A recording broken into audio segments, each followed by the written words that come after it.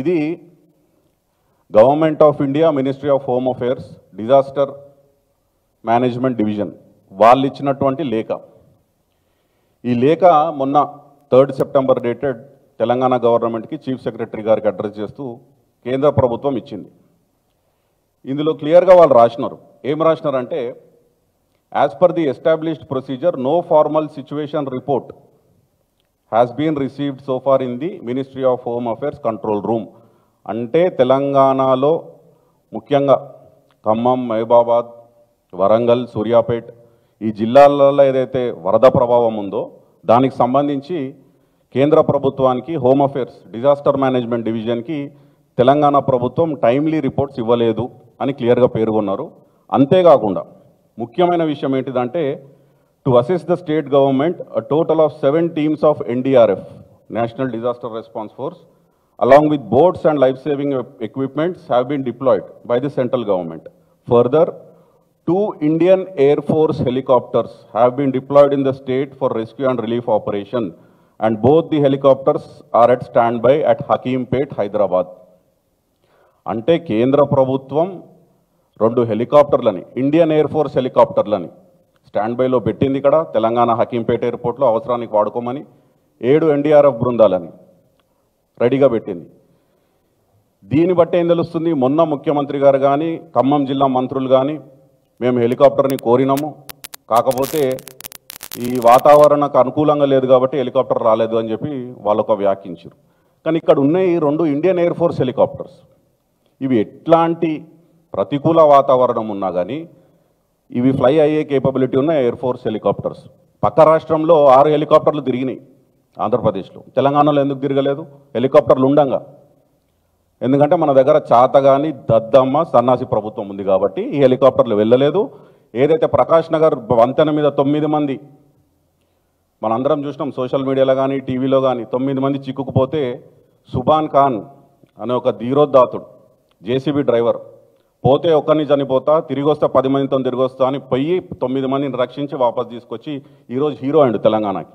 Salute. అంటే ఒక ప్రభుత్వ యాంత్రాంగము, ఒక ముఖ్యమంత్రి, క్యాబినెట్, దాదాపు 6-7 లక్షల మంది ఉద్యోగులు పనిచేస్తున్నటువంటి ప్రభుత్వం, అన్ని రకమైనటువంటి రిసోర్సెస్ ఉన్న ప్రభుత్వం చేయలేని పని ఒక జేసీబీ డ్రైవర్ చేసిండు. సిగ్గు తెచ్చుకోవాలి ఈ ప్రభుత్వం, తలదించుకోవాలి. వనరులు ఉండంగా, హెలికాప్టర్లు ఉండంగా, NDRF బృందాలు ఉండంగా, అన్ని రిసోర్సెస్ ఉండగా చేయలేకపోయింది. ఇంకొక కుటుంబం కూడా, ఆకుల రాణి గారు చిన్నపిల్లల్ని పెట్టుకొని వాళ్ళు టెర్రస్ మీదకి ఎక్కి, అయ్యా మమ్మల్ని కాపాడండి, చుట్టూ నీళ్ళు వచ్చినాయి, మమ్మల్ని బయటికి తీయండి అంటే వాళ్ళని కూడా కాపాడలేదు. వారికి వారి చుట్టాలు, రిలేటివ్స్ వైరా నుంచి గజయితగాన్లను తీసుకొచ్చి కాపాడినారు ఆ కుటుంబాన్ని. వారు కూడా చెప్పినారు, స్టేట్మెంట్ ఇచ్చినారు, ఈ ప్రభుత్వం మాకేం సాయం చేయలేదని. కాకపోతే దురదృష్టం ఏంటంటే అదొకటే కాదు, SDRF ఫండ్స్ కేంద్ర ప్రభుత్వం ఇచ్చిన లేఖలో క్లియర్గా ఏం మెన్షన్ చేసిందంటే 1345 కోట్లు స్టేట్ డిజాస్టర్ రెస్పాన్స్ ఫండ్ రాష్ట్ర ప్రభుత్వం దగ్గర ఉన్నాయి, డబ్బులు ఉన్నాయి. కానీ వీళ్ళు మాకు టైంకి రిపోర్ట్స్ ఇవ్వకుండా, ఫైనాన్షియల్ స్టేట్మెంట్స్ ఇవ్వకుండా మమ్మల్ని అంధకారంలో పెట్టినందుకు మేము అడిషనల్గా ఫండ్స్ ఎట్లు ఇస్తాము? ముందు ఈ 1440 కోట్లు వాడుకొని ఏప్రిల్లో సంవత్సరానికి 2 సార్లు రాష్ట్ర ప్రభుత్వం కేంద్ర ప్రభుత్వానికి నివేదిక ఇవ్వాలి.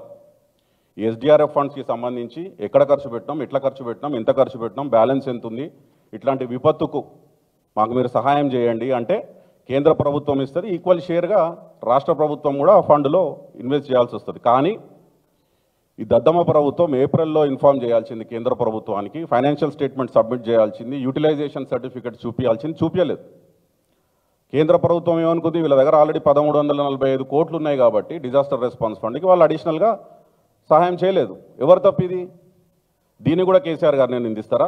అంటే కేసీఆర్ గారు వచ్చి చెప్పాలా, అయ్యా బాబు ప్రోటోకాల్ ఉంటుంది, ఇట్లాంటి విపత్తు వచ్చినప్పుడు, ఇటువంటి ఉపద్రవం వచ్చినప్పుడు, ఎమర్జెన్సీ వచ్చినప్పుడు ఫండ్స్ ఎట్లా వాడుకోవాలి, జవాబుదారీతనం, అకౌంటబిలిటీ గవర్నమెంట్కి ఎట్లుండాలి, ఎట్లా కోఆర్డినేషన్ చేసుకోవాలి, ఎట్లా పనిచేయాలని చెప్పాలి.